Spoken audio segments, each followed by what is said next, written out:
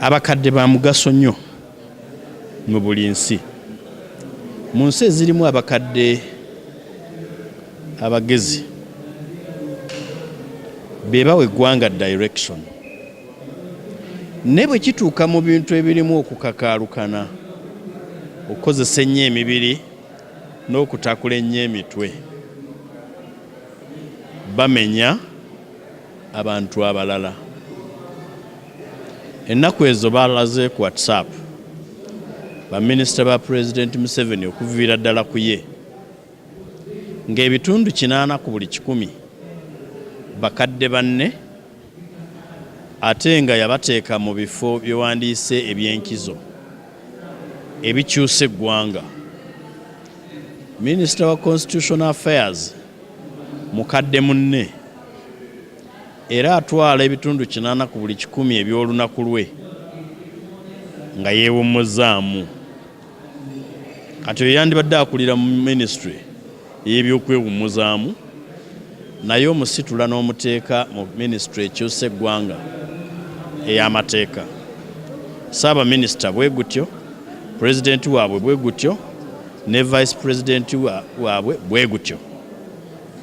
Oyinza okulowooza nti kabineti ya Mwami Museveni yonna baagiroga akasumagizi. Ebintu ebiremya omuntu okukola mu myaka 10 nga tumubanja electoral reforms, onsuubiza otya nti mu nnaku 10 bigenda kuggwa bitereere? Njagala kuyimirira wano naawe nkukakase nti tajja kubireeta.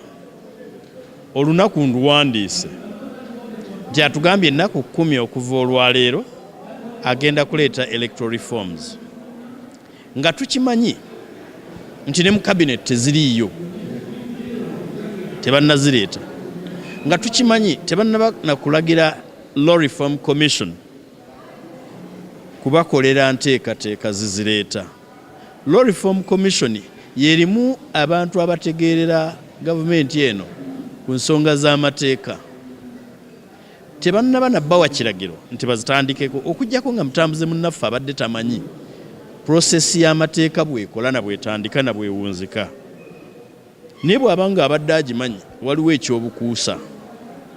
Nsanyuse nti yeekomitinze ku Hansard ya Parliament, era mu nnaku 10 Mukama baanaabaye wadde omukisa okuba nga tuli balamu, ne gavumenti eno benaaba tennabakutta, tujja kuyimirira tugibuuze nti ennaku 10 ziweddeko, law reforms ziriwa.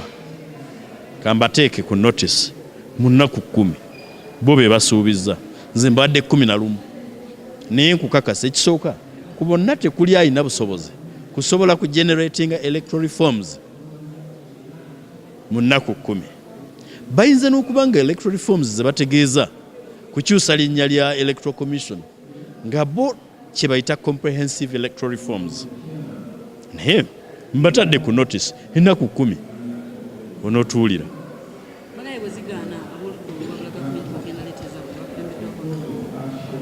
Twakwasa dda Honorable Nwagaba obuvunaanyizibwa obwo